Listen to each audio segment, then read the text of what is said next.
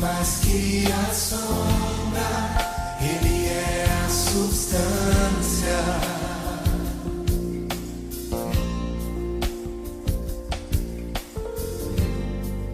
Mais que a lei e os profetas, Ele é a nova aliança.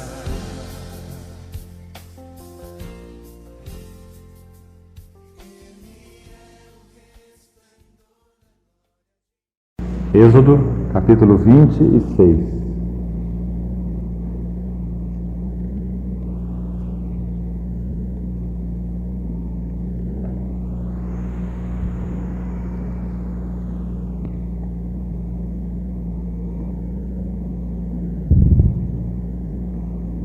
Vamos ver alguns versículos desse capítulo.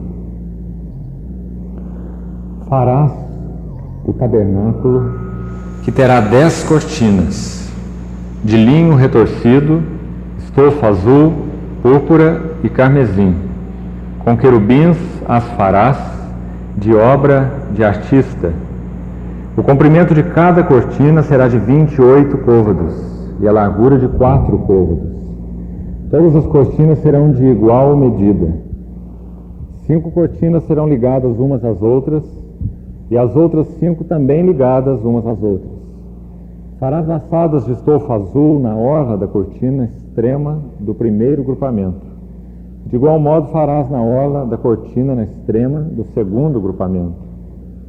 50 laçadas farás numa cortina e 50 na outra cortina, no extremo do segundo grupamento. As laçadas serão contrapostas uma à outra. Farás 50 colchetes de ouro com os quais prenderás as cortinas uma à outra, e o tabernáculo passará a ser um todo. Farás também de pelos de cabras cortinas para servirem de tenda sobre o tabernáculo. 11 cortinas farás. O comprimento de cada cortina será de 30 côvados e a largura de 4 côvados. As 11 cortinas serão de igual medida. Ajuntarás à parte 5 cortinas entre si e de igual modo as 6 restantes, a sexta das quais dobrarás na parte dianteira da tenda. Farás 50 laçadas na hora da cortina extrema do primeiro grupamento e 50 laçadas na hora da cortina extrema do segundo agrupamento. Farás também 50 colchetes de bronze e meterás os colchetes nas laçadas, e ajuntarás a tenda para que venha a ser um todo. A parte que restar das cortinas da tenda, a saber, a meia cortina que sobrar, penderá às costas do tabernáculo. O côvado de um lado e o côvado de outro lado, do que sobejar no comprimento das cortinas da tenda, penderão de um e de outro lado do tabernáculo para o cobrir. Também farás de peles de carneiros tintas de vermelho uma cobertura para a tenda e outra coberta de peles de animais marinhos. Até o verso 14.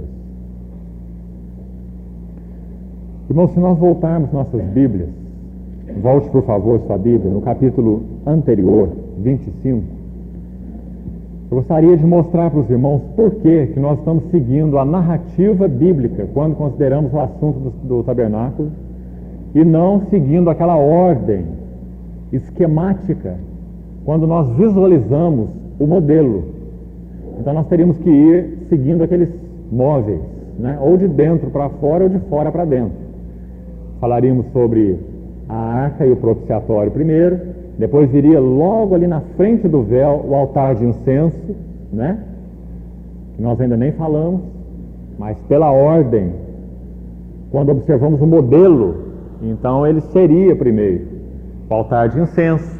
Depois, dos dois lados, a mesa dos pães de um lado, o candeeiro do outro lado, não é assim? Aquele esquema. Isso tudo dentro da tenda. E depois fora da tenda nós teríamos a pia de bronze e depois o altar de bronze.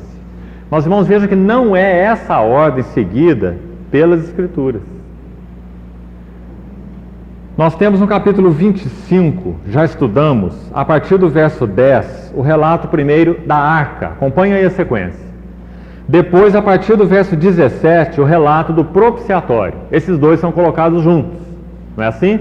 Lá no Santo dos Santos. Depois nós temos o registro no verso 23 do capítulo 25, vá acompanhando aí, o registro da mesa. Não é o altar, mas quem está mais próximo da arca é o altar de incenso. Mas não é esse registro que temos, né? Então o registro da mesa, já estudamos. Imediatamente depois, no verso 31 do capítulo 25, o registro do candeeiro, também já estudamos. O que concerne a Cristo, o que concerne as igrejas, né? Vimos bastante sobre o candeeiro. E agora, na sequência, o relato das cortinas.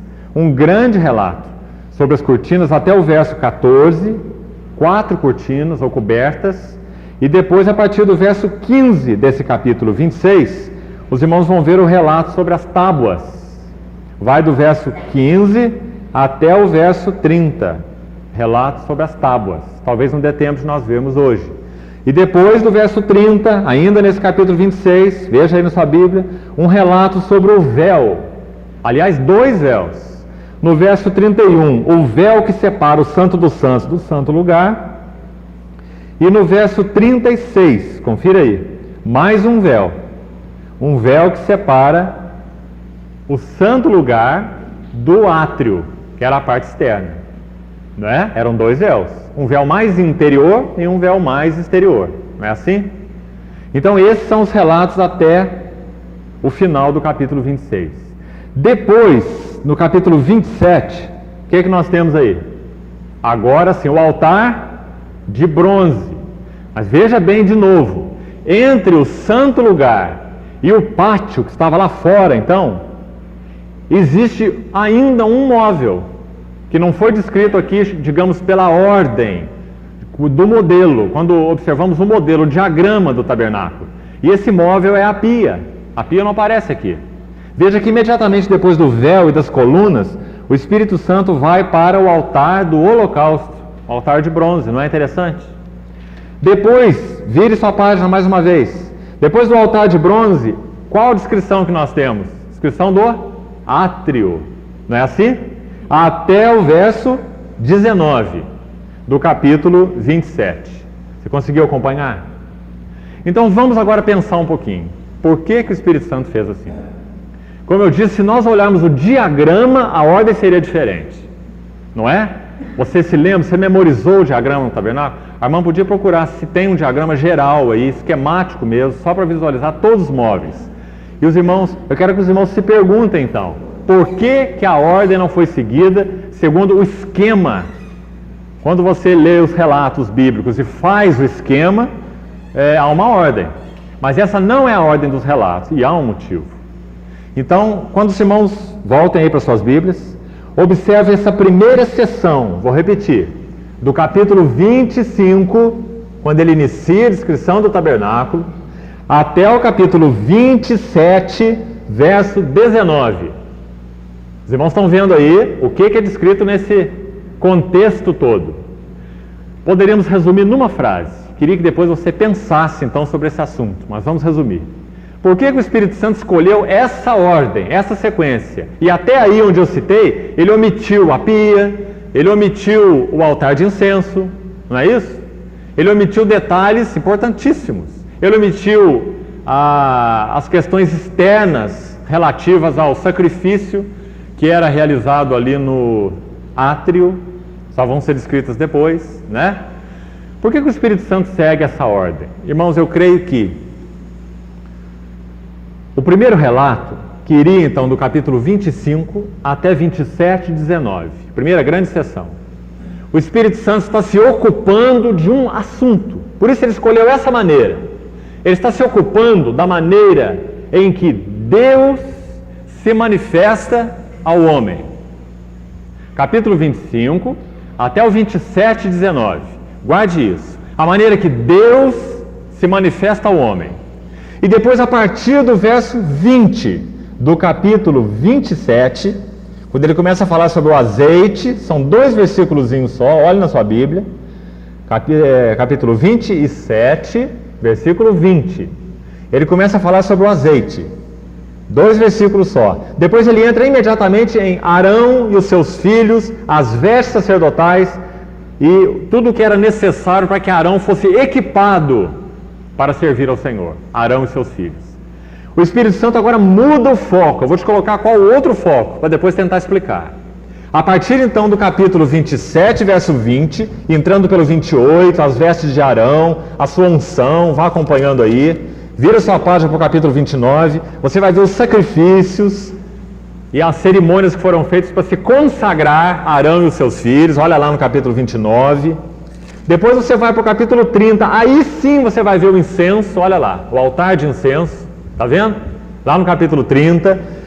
Depois você vai ver uma descriçãozinha sobre o resgate, como que era feito esse resgate, quando se fazia recenseamento dos filhos de Israel, eles resgatavam, então, a si mesmos, com ofertas, e essas ofertas eram dadas para o sustento do santuário, né? Do serviço sacerdotal. Depois ele entra na bacia, olha só, aí aparece a bacia, agora sim, lá no capítulo 30, verso 17, você vai ter a bacia, né? Os irmãos estão vendo que aparentemente há assim uma bagunça na ordem toda, no esquema do tabernáculo, mas não há bagunça nenhuma. O que acontece então na primeira grande sessão que eu já citei, de 25 até 27, 19, é Deus descrevendo a maneira dele se aproximar do homem. E o que acontece a partir do verso 20 do capítulo 27? O contrário. Deus descrevendo a maneira do homem se aproximar de Deus. Então, primeira parte, Deus descrevendo a maneira dele se manifestar-se, expressar-se, buscar a sua relação com o homem. Deus se manifestando ao homem, primeira parte. E depois, a partir do azeite e a unção de Arão, as vestes, etc., a maneira do homem se aproximar de Deus. Interessante essa ordem. Agora, nós já estudamos aqui quase o assunto completo. A gente vai entrar nos detalhes das cortinas e tábuas, né? E depois o altar de holocausto, não falta muito. Já estudamos quase por completo essa primeira sessão. Então vamos pensar um pouquinho o que está acontecendo nela. Volte de novo a sua Bíblia, lá para o capítulo 25. Veja como Deus está fazendo. O que nós vemos lá no capítulo 25? Deus escondido na sua glória atrás do véu, não é? A arca, o propiciatório, aquela Shekinah que se manifestava ali. Veja que lá no capítulo 25, no verso 22, localize ali, tem um versículo importante que diz assim: ali virei a ti. Capítulo 25, verso 22.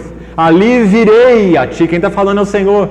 Ele viria na sua glória, aquela expressão da sua majestade pessoal, naquela Shekinah, não é? Como que uma nuvem luminosa, não é? Que se expressava no Santo dos Santos quando Arão entrava lá, naquele sagrado dia do calendário judaico, o dia da expiação. Se lembra? Já falei muitas vezes dele aqui, não é? Então veja que há uma ordem então, de Deus se manifestar ao homem. Por onde que ele começa? Por trás do véu.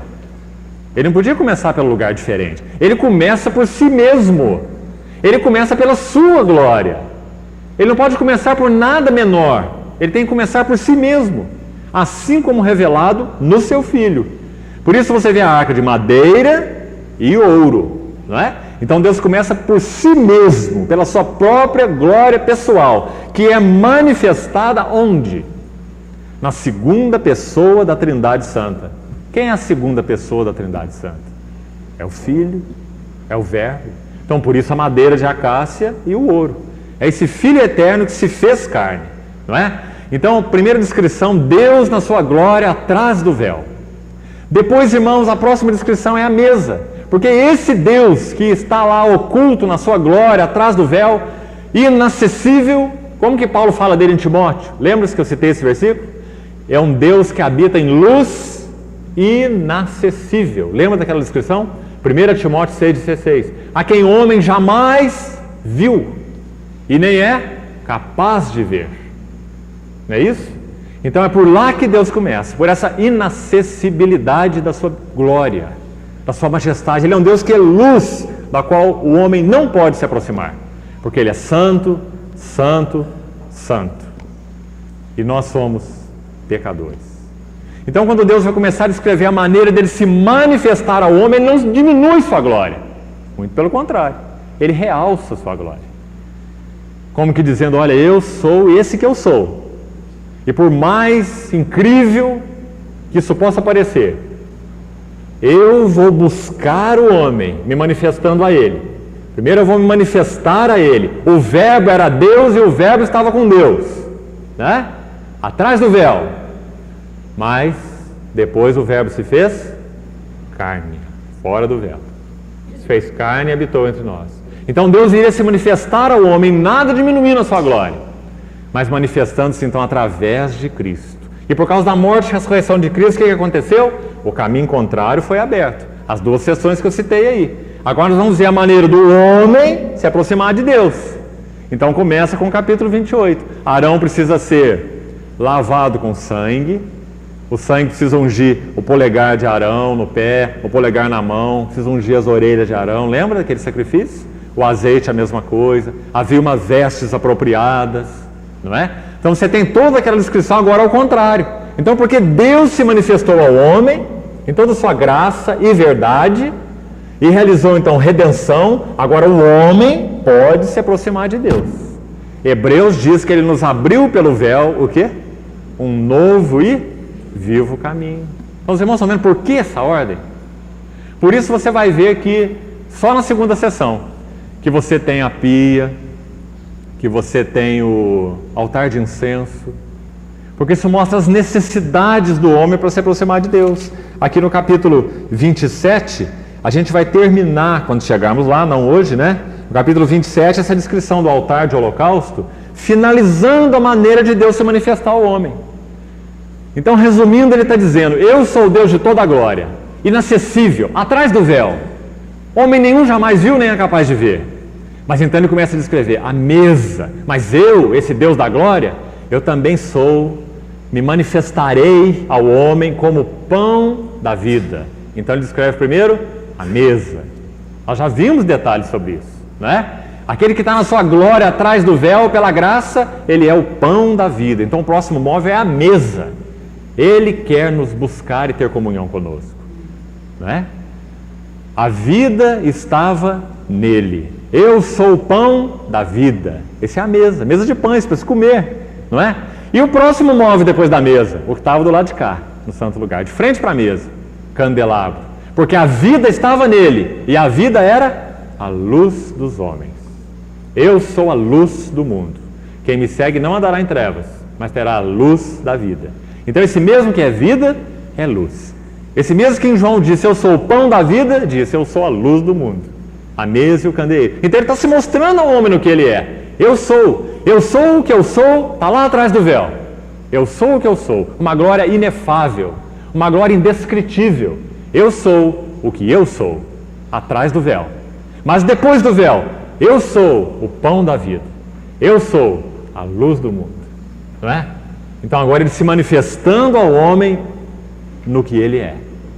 Então depois que nós vimos o candelabro, o passo de hoje, olha só, o passo de hoje aí na sua Bíblia, depois do candelabro são as cortinas, próximo passo.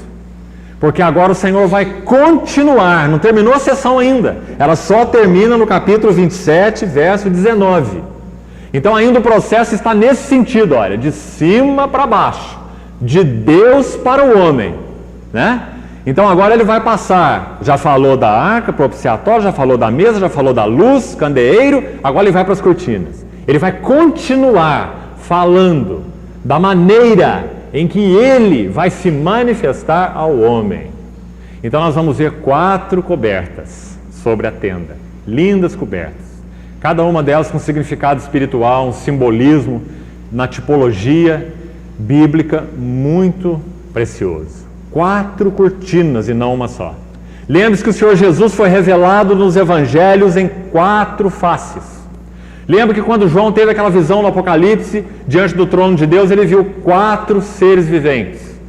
E aquela aparência que ele viu naqueles seres eram exatamente condizentes às facetas do Senhor como reveladas nos evangelhos. Ele viu o Senhor como rei, na face do leão.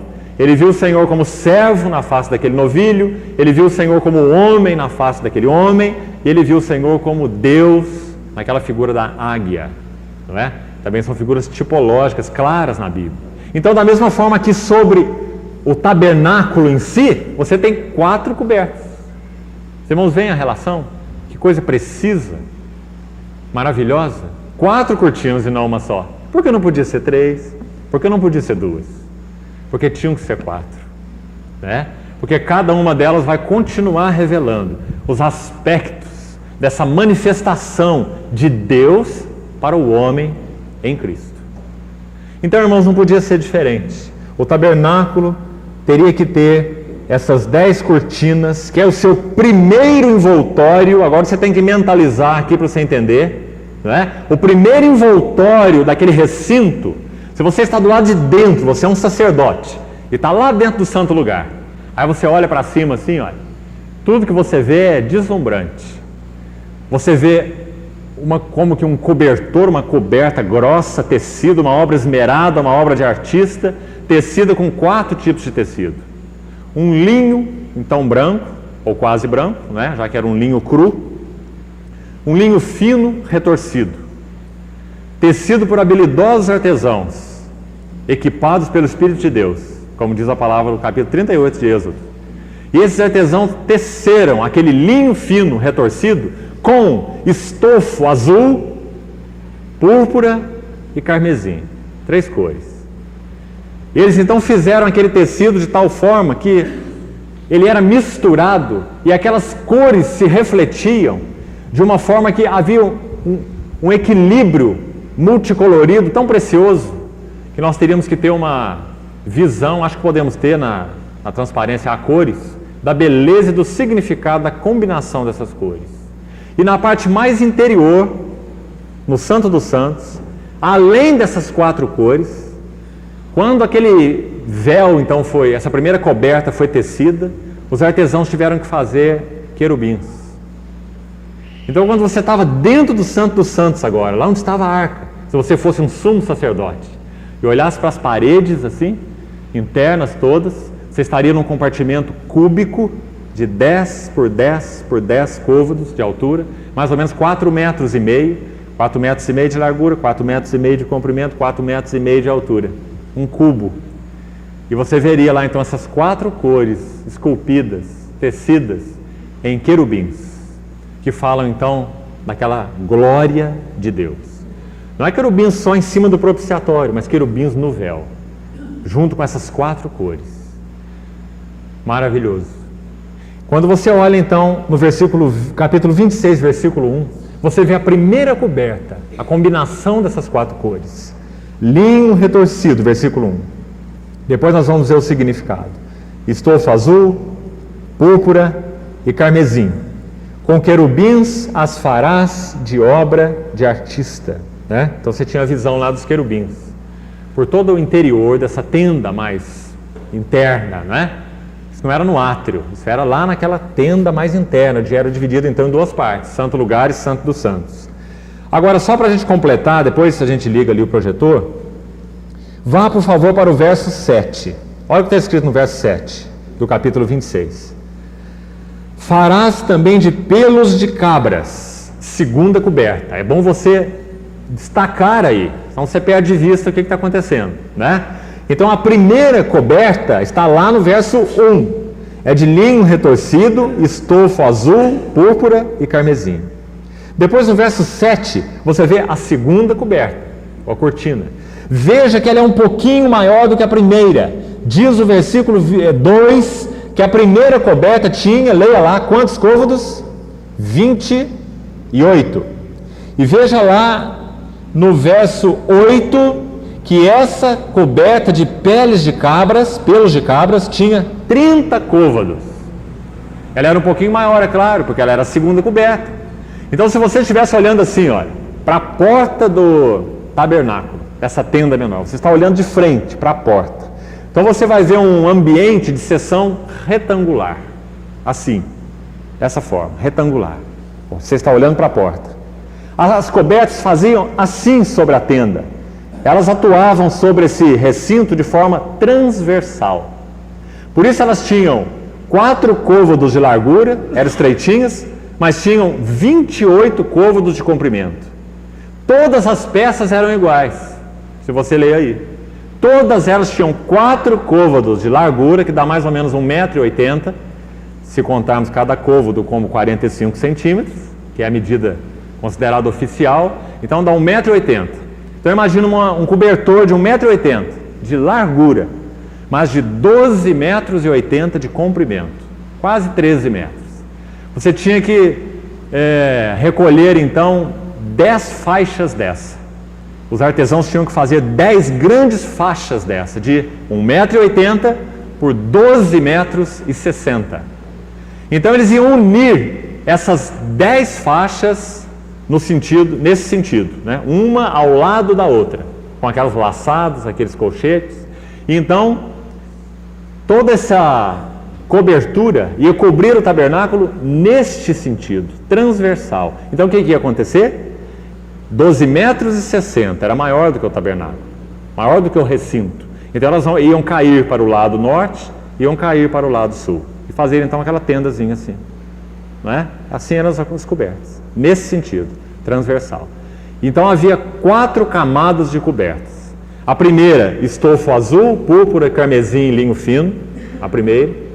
A segunda, um pouquinho maior no comprimento, exatamente para que se sobrasse um pouquinho de pano de cada lado, em torno de 45 centímetros de cada lado, meio côvado, ou um côvado, né?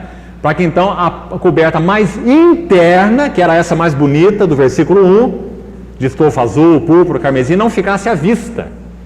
Então a coberta de pelo de cabras era de 30 côvados, 2 côvados maior, não é? Então sobrava um côvado para cada lado. Os homens não estão entendendo nada, mas as mulheres estão, né? Porque as mulheres entendem de costura, então fica fácil entender, não é? Então sobrava um côvado para cada lado. 28 tinha a primeira e 30 côvados tinha a outra. Então sobrava um côvado de cada lado, 45 centímetros. Tá certo? Pele de cabra, só você ler aí. A segunda então era um pouquinho maior.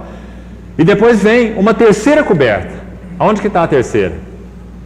Verso 14.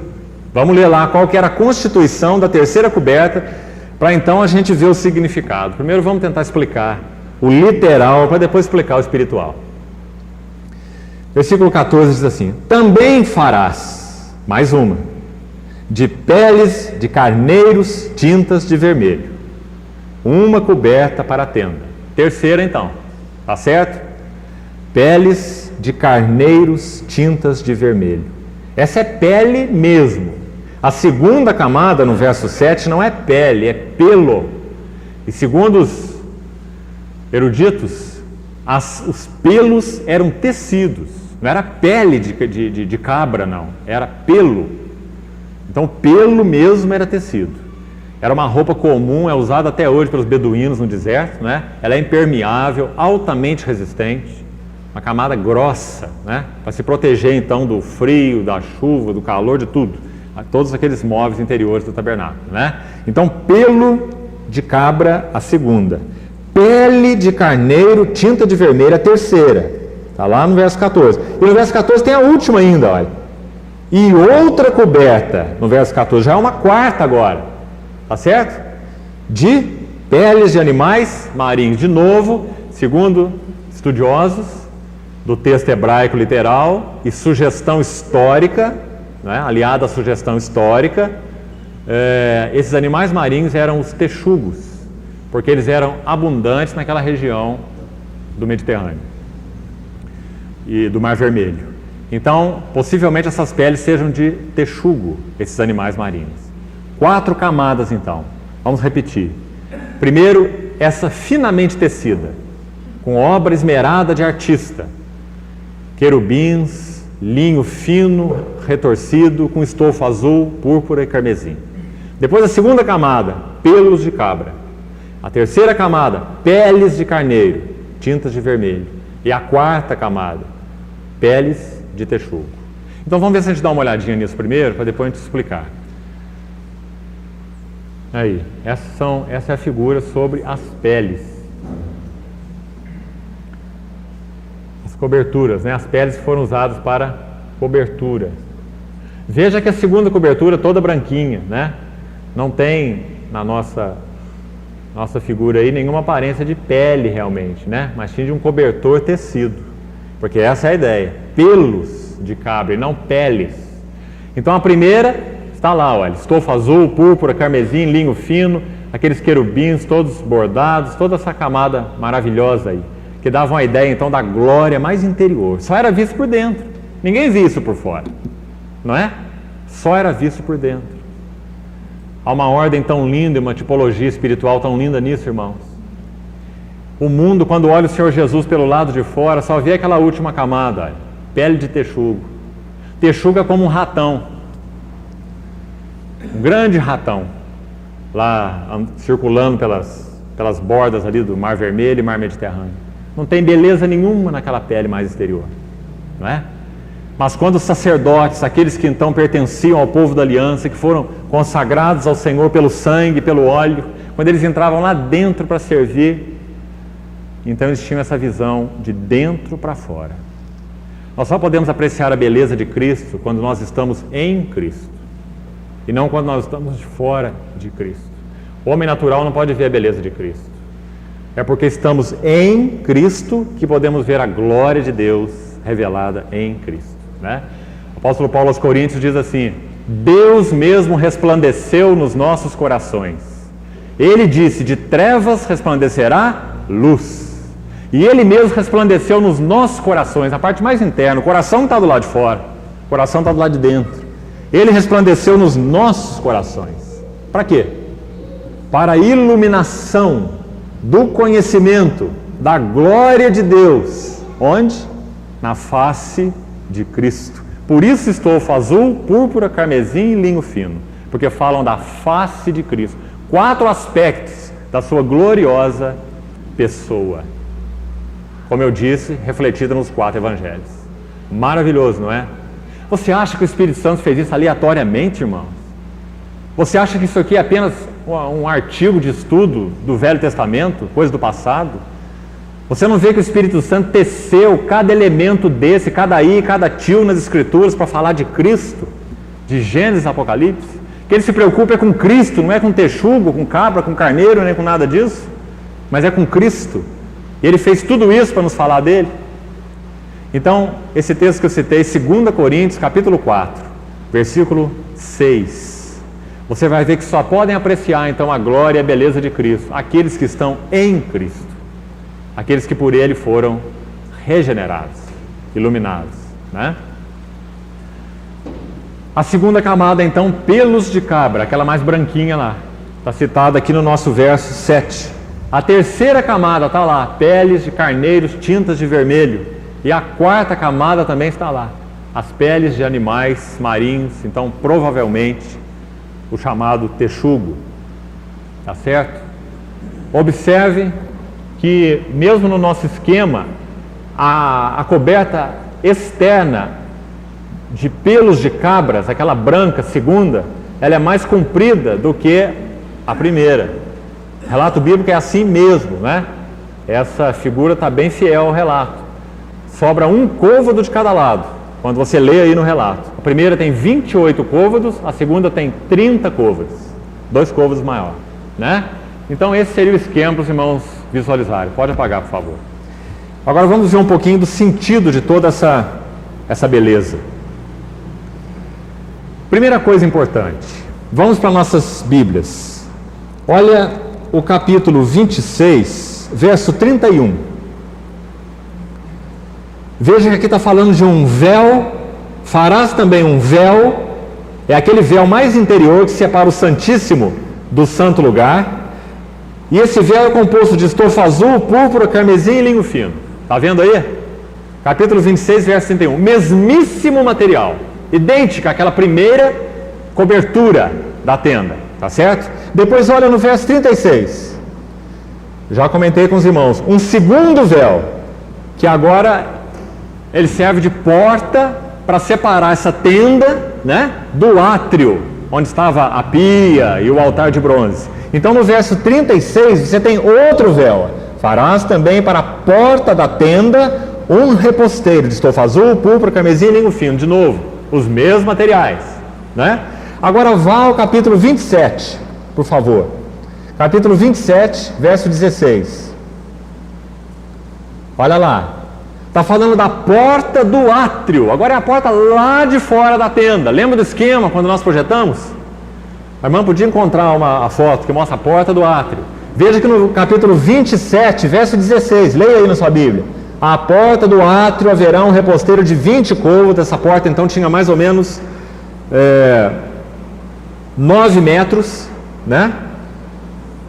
20 côvados, de estofo azul, púrpura, carmesim e linho fino. Olha lá, ó. A porta agora do átrio, que era o pátio. A tenda está lá dentro, ó, né? Então essa porta aqui, mesmo material de novo. Linho fino, estofo azul, púrpura, carmesim. Tá certo? Ainda precisamos conferir mais um lugar onde eles aparecem. Olha lá no capítulo 28. Vou localizar aqui para os irmãos.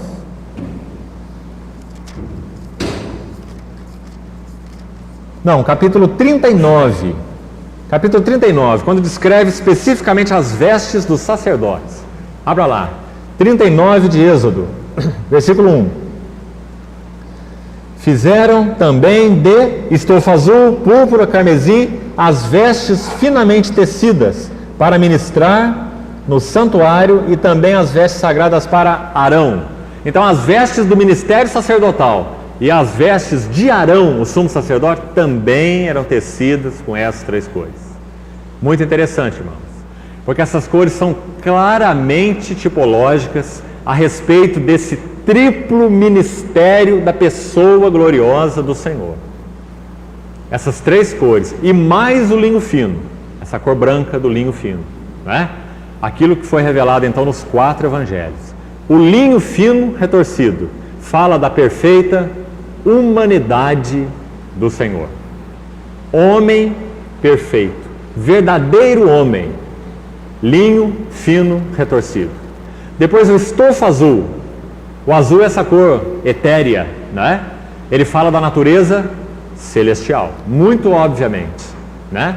Então a cor azul, esse estofo azul, fala do caráter celestial do Senhor Jesus. Ele estava na terra, mas ele era do céu.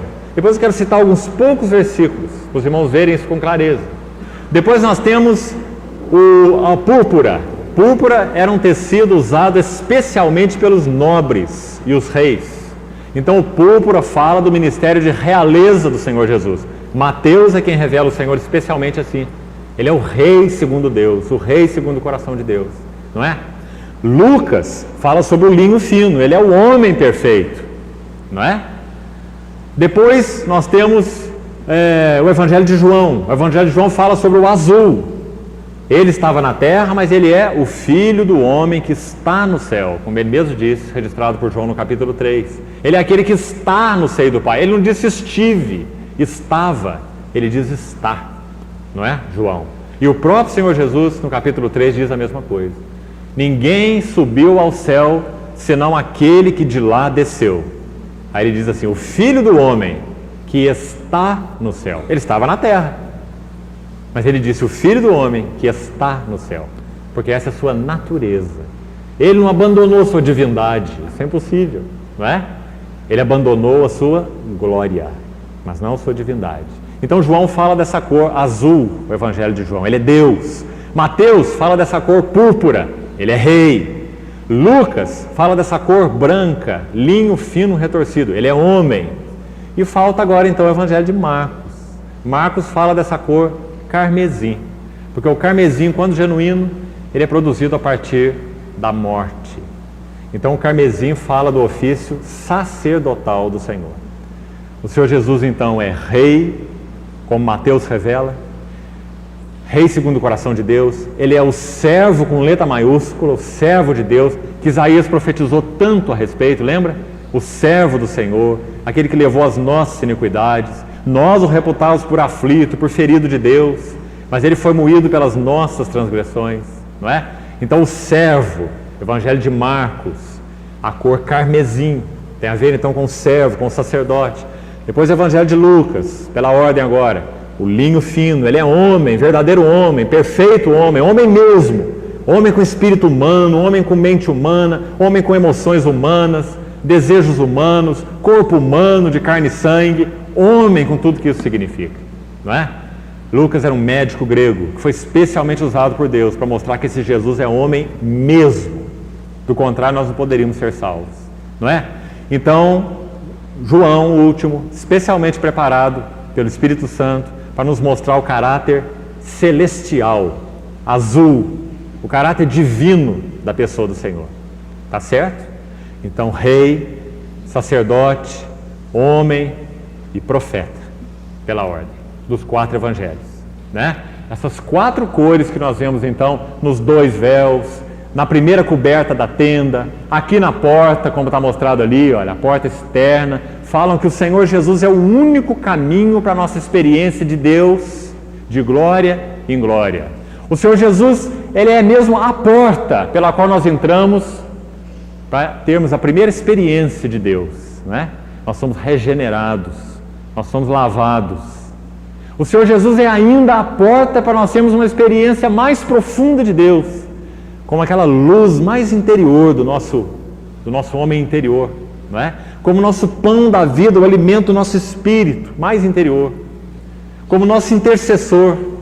E o Senhor Jesus ainda é a porta para a experiência do Santo dos Santos, que é aquela experiência então de adoração mais íntima, onde tudo que é palpável está escondido dentro da arca, e só se vê então a arca com a glória de Deus sobre ela, aquela experiência cristã madura, onde Cristo é tudo, como Paulo descreve em Filipenses. Para mim, o viver é Cristo. Essa é a experiência do Santo dos Santos, né? Então, irmãos, para cada nível de experiência experiência espiritual crescente, o Senhor Jesus é o caminho. Nós não entramos por Ele aqui na porta e depois nós precisamos de uma outra coisa qualquer para termos experiência espiritual mais profunda. Esse foi o erro dos Gálatas, também dos Colossenses, lembra? Quando Paulo escreveu para os Gálatas, falou assim: quem que enfeitiçou vocês? Quando eu preguei o Evangelho para vocês, Jesus Cristo foi exposto como que crucificado. O apóstolo Paulo mostrou que Jesus é o único profeta, o único sacerdote, o único rei, o único homem, o único que nos salvou, não é? Então ele diz: eu preguei o Evangelho para vocês e Cristo foi exposto como crucificado, mas agora vocês acham que para ter uma experiência espiritual mais profunda, vocês precisam se circuncidar, vocês precisam guardar a lei, vocês precisam guardar o sábado, vocês precisam ter toda essa regra de não coma isso, não coma aquilo, não toque naquilo outro, como ele fala para Colossenses. Você acha que Cristo foi só a porta para se entrar? Agora a porta para se amadurecer é um outro caminho, que não é Ele?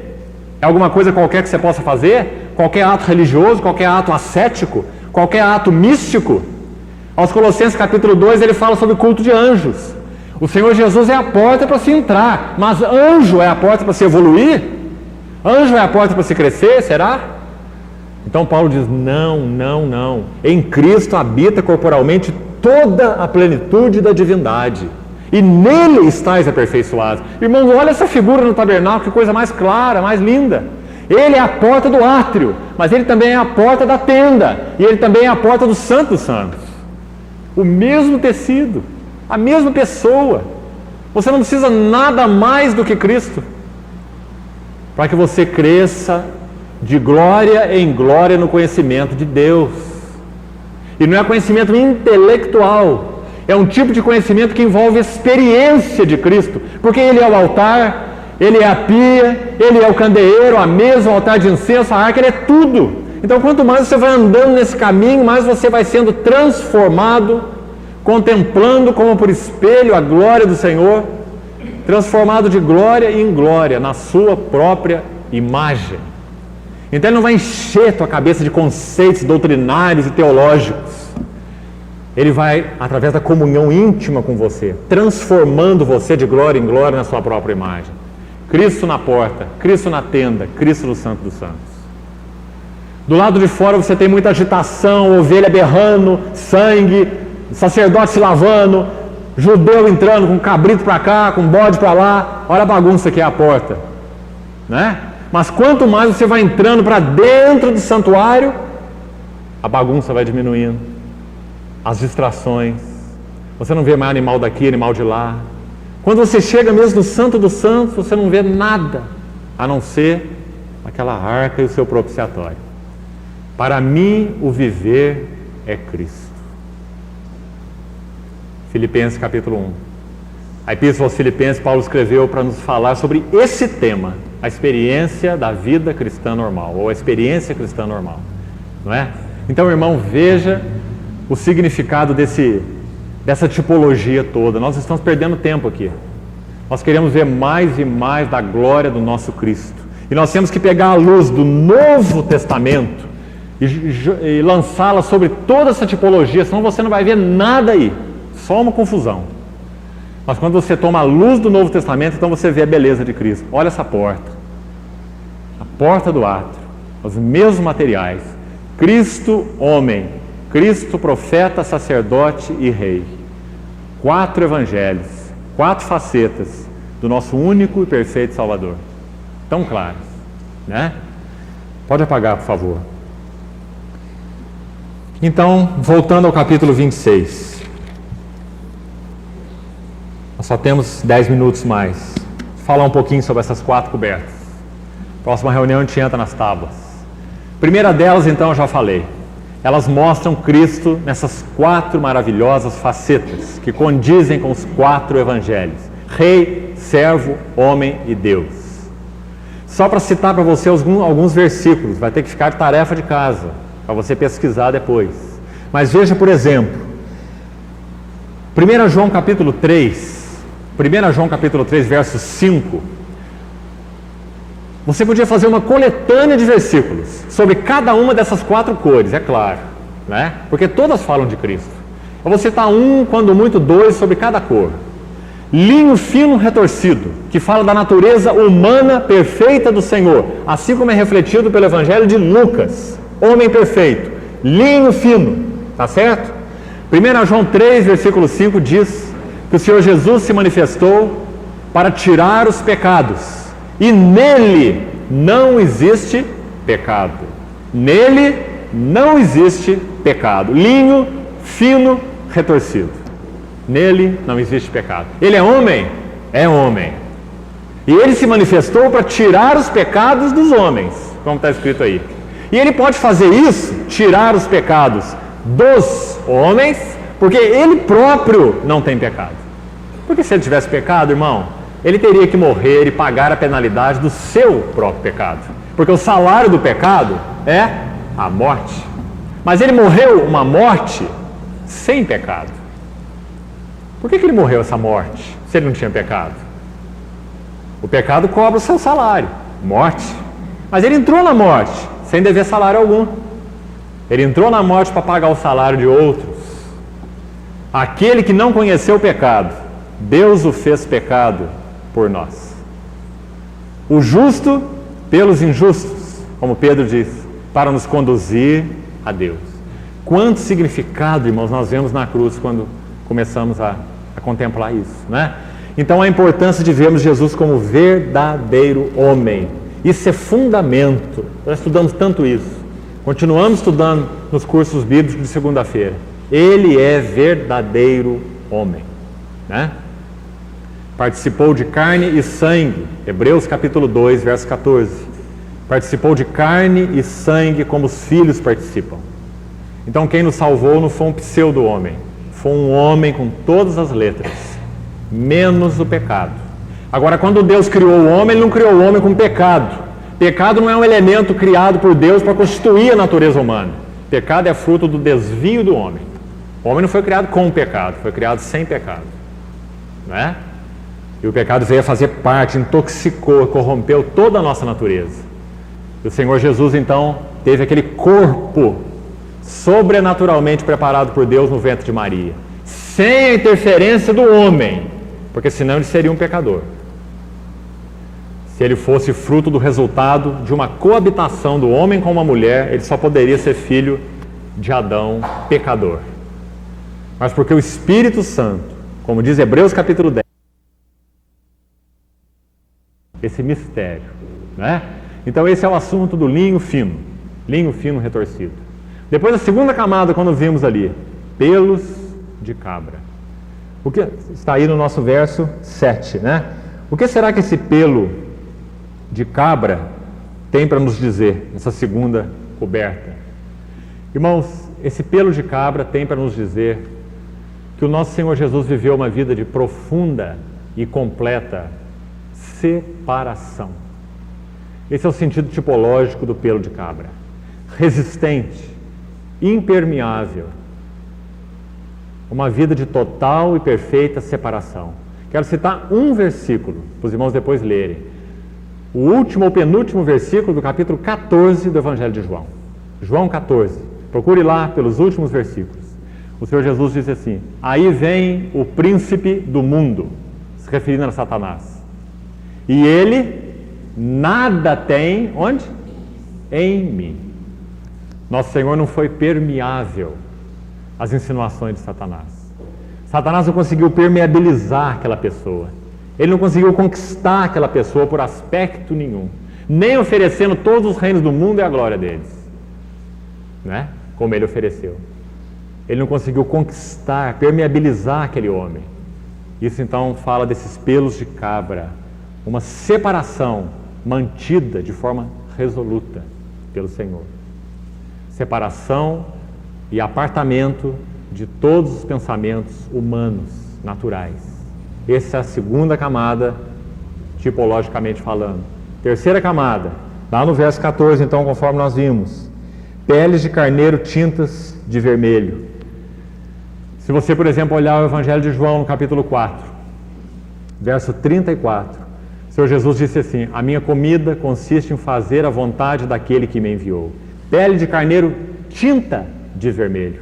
Fala do nosso Senhor não apenas como homem, mas como homem que foi obediente até ao sangue, até a morte e morte de cruz. Por isso a pele de carneiro tinta de vermelho.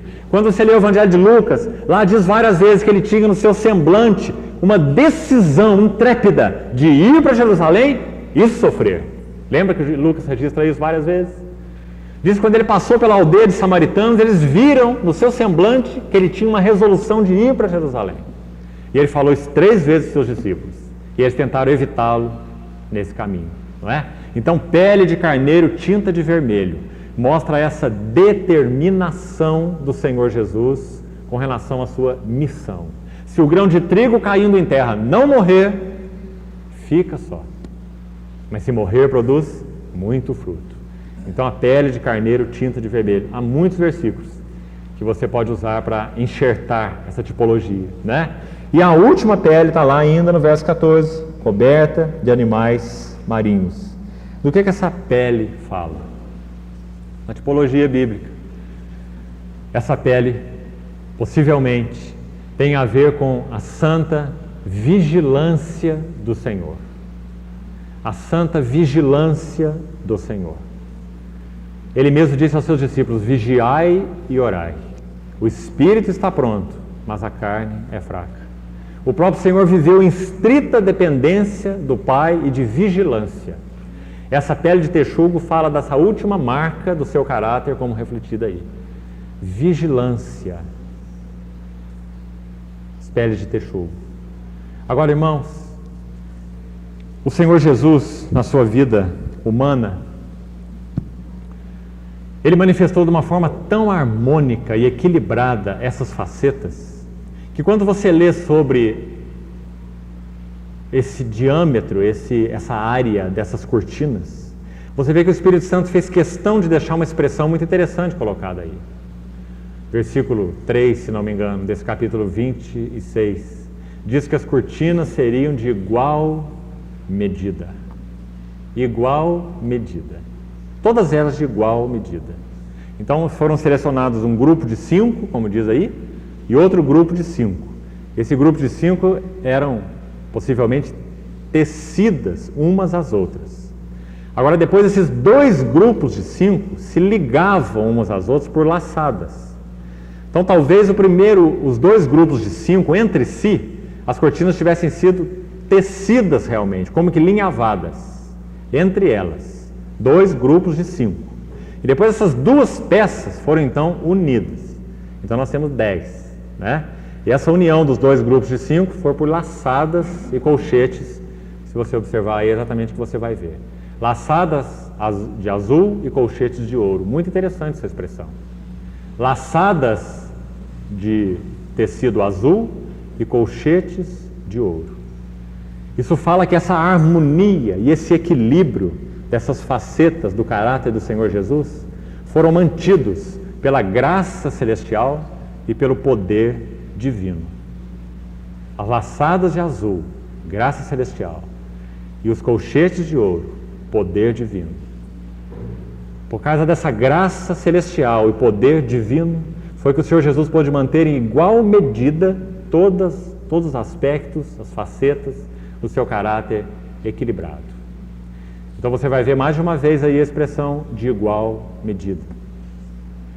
Irmãos, não há nada mais recompensador do que pela graça e iluminação do Espírito Santo podemos buscar a luz clara, não tipológica, a luz clara, da verdade revelada do Novo Testamento, então lançarmos essa luz sobre a tipologia do Velho Testamento e procurarmos então qual aspecto, qual o assunto, qual a faceta que o Espírito Santo quis nos mostrar, embutidas nesses detalhes, reveladas lá claramente no Novo Testamento, para nos ajudar a ver de uma forma gráfica, simbólica, alegórica, tão linda, que na verdade nem o Novo Testamento é capaz de fazer. Porque o Novo Testamento expõe a verdade como ela é, expõe a verdade no seu ensino, nu e cru, e é assim que deve ser. Mas quando nós pegamos essa luz do Novo Testamento e lançamos sobre os quadros do Velho Testamento, sejam eles quais forem, seja a tipologia de José, a tipologia de Abraão, o sacrifício de Isaac, o mar vermelho, o maná, a água da rocha, seja o que for, não é? Os homens todos que viveram, Salomão, Jonas, não é? Quando você lança a luz do Novo Testamento em todos esses homens, essas histórias, essas figuras, esses símbolos, nós podemos aprender verdades tão magníficas, de uma forma tão clara, que muitas vezes não as contemplamos assim, nem no Novo Testamento. Então é um privilégio para nós podermos fazer isso, mas nós precisamos contar para isso, com esse espírito de sabedoria e de revelação, para que possa nos abrir os olhos e nos mostrar Cristo em todos esses detalhes, para que nós não nos percamos. Em síntese, essa é a tipologia das cobertas. Se os irmãos quiserem mergulharem nesse texto, os irmãos poderão colher muito mais luz do Novo Testamento sobre cada uma dessas facetas, tanto sobre as 4 cores da primeira coberta, quanto sobre o significado das 4 cobertas. Então depois os irmãos podem fazer um enxerto aí de muitos textos mais, que vão mostrar a glória de Cristo em cada uma daquelas expressões. Então, para finalizarmos, você deve se lembrar que naquela primeira camada, Cristo, aquela primeira coberta, Cristo é refletido nas suas 4 faces como Salvador, como os 4 evangelhos. Depois, na segunda camada, pelos de cabra, reflete aquela natureza separada do Senhor Jesus, impermeável ao mundo, à carne, ao pecado, ao próprio Satanás. Depois, a pele de carneiro tinta de vermelho, a sua determinação como grão de trigo de cair na terra e morrer, para que não ficasse só, para que o Pai pudesse conduzir muitos filhos à glória. E por último, as peles de texugo falam da santa vigilância do Senhor. Vigiai e orai. Ele próprio como homem tinha necessidade disso. Não é porque era um pecador, é porque era, como homem, estava limitado. A minha comida consiste em fazer a vontade do Pai. O meu ensino não é meu, mas como o Pai me ensinou, eu tenho ensinado. Não é assim que o Senhor falava? O meu juízo não é meu, mas como o Pai tem me dado discernimento, então eu tenho julgado. Não é? Essa foi uma vida de vigilância do Senhor. Irmão, se para Ele foi necessário isso, e para nós, que somos pecadores, que temos o pecado dentro de nós, né? Mas graças a Deus, porque fomos então introduzidos nesse ambiente, como sacerdotes, né? Nesse ambiente mais interno. Nós não estamos lá berrando junto com as ovelhas do lado de fora, né? Nós estamos lá dentro da tenda, olhando toda essa glória de dentro para fora, né? Em Cristo. Então nós podemos, na medida em que o contemplamos, sermos transformados na sua própria glória, curados, renovados. Nosso homem interior pode ser fortalecido. Cristo pode ser não só revelado a nós, mas pode viver em nós e pode até mesmo ser formado em nós, como Paulo diz em Gálatas, né? Esse é o nosso privilégio sacerdotal. Só os sacerdotes têm esse privilégio, eles estão lá dentro, né? E nós somos comprados para Deus como um reino de sacerdotes. Nós estamos do lado de dentro e não do lado de fora. Pela graça. Amém. Vamos orar. Pai, nós pedimos a Ti que realmente nos conceda olhos abertos, espírito de sabedoria e de entendimento, para compreendermos plenamente o mistério de Deus, que é Cristo, em quem todos os tesouros da sabedoria e do conhecimento estão ocultos. Abra os nossos olhos, Senhor, para que vejamos mais de Cristo, para que tenhamos a Cristo como nosso tudo, para que tenhamos Cristo como nossa porta, Cristo como nosso acesso à intimidade, Cristo como nosso acesso à maturidade. Pedimos ao Senhor que lance luz e nos atraia, Senhor, de todo para Ti, com o nosso espírito, com nossas emoções, com nossa mente, com todo o nosso coração, com todas as nossas forças. Como precisamos, Senhor, ser realmente circuncidados pelo Senhor de tal maneira que sejamos conquistados e de todo convertidos a Ti. Essa é nossa necessidade e sabemos que esse é Teu desejo. Queremos que o Teu desejo, Senhor, se combine com a nossa necessidade e que realmente o Senhor efetue essa obra em nós para a Tua própria glória. Em nome de Jesus.